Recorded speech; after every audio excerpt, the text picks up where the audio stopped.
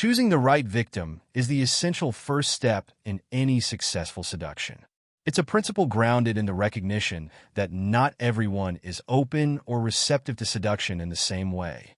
Each person brings a unique blend of emotional needs, personality traits, and vulnerabilities, and aligning your approach with these elements increases the likelihood of a connection that feels organic and almost destined. The art of choosing a victim, then, lies in finding someone whose unmet desires match the qualities you possess or can project, creating a sense of potential fulfillment. The ideal target has specific gaps in their life, and these gaps are where a seducer's appeal can take root. The seducer's task is to carefully assess these needs, taking stock of how they manifest in subtle cues. Observing a target's interactions, listening for signs of dissatisfaction or longing, and analyzing their personality helps build a profile of what they lack or crave. If a person's lifestyle seems monotonous, for example, they might long for adventure or excitement. Someone who has become jaded by superficial relationships might yearn for an intense, emotional connection. The seducer's appeal must be tailored to the individual, offering precisely what the target subconsciously desires. Choosing the right victim isn't merely about appealing to anyone receptive. It involves a careful understanding of compatibility, not in the romantic sense, but in a psychological one. Someone who aligns with the seducer's style and capabilities will be more open to influence. Trying to seduce someone who isn't responsive to your personality or cannot appreciate the qualities you bring will likely lead to frustration and failure. Seduction is not about imposing desire, but about awakening latent feelings within the target. Therefore, a successful seduction happens most naturally when there is a symbiotic fit between what the seducer offers and what the target needs. For example, if a target has a strong, independent personality, a seducer who exudes subtle strength and respect for independence will be far more effective than one who tries to dominate or control. Understanding a potential victim's temperament and preferences allows the seducer to craft a personalized approach.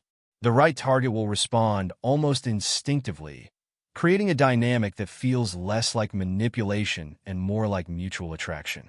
This connection, however nuanced, can spark the genuine attachment necessary for seduction to progress from interest to deeper emotional involvement.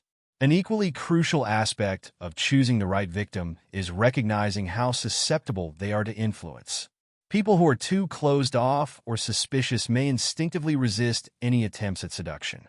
A target who is excessively distracted by their own insecurities or external pressures might not have the psychological space to become truly invested in someone new. In these cases, the energy and subtlety required to lower their defenses might make the seduction a waste of time and effort. Conversely, individuals who are more open to new experiences, who show signs of curiosity or restlessness, can often be guided into a state of fascination more readily.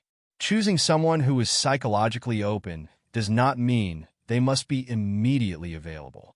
Often, a person's apparent disinterest is merely a shield for inner longing. Those who appear aloof, cautious, or even a bit guarded often harbor an unmet desire for connection. An effective seducer can read beyond these facades, interpreting the subtleties of body language, stray comments, or even unintentional gestures as clues to a person's hidden vulnerabilities.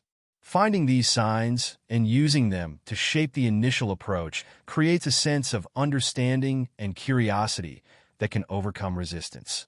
It's also essential to evaluate the emotional availability of the target. Seduction relies heavily on the target's willingness to engage emotionally, which can be challenging if the target is already deeply entangled in an intense relationship or carries significant emotional baggage. For someone recently out of a relationship, for instance, lingering feelings might overshadow any new connection. In this case, patience and subtlety are necessary, allowing the seducer to offer comfort or distraction while gently fostering attachment over time. Finally, a wise seducer must be cautious not to invest in victims who mirror their own insecurities, weaknesses, or gaps. Seducing someone with similar emotional needs can lead to a relationship where both parties lean on each other for the same qualities, ultimately creating imbalance and leaving both unfulfilled. Instead, the seducer should seek targets who complement them, offering a counterbalance to their own personality and temperament.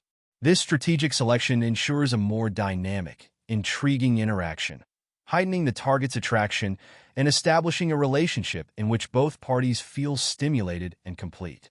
Choosing the right victim is therefore about reading beneath the surface, seeing through facades, and identifying a person's true emotional and psychological needs. When these align with the qualities a seducer can offer, a potent connection can begin, grounded in an almost instinctual sense of mutual satisfaction. This step is not about settling for convenience, but about setting the stage for a powerful, transformative seduction where both parties find themselves drawn into a shared world that fulfills their inner voids.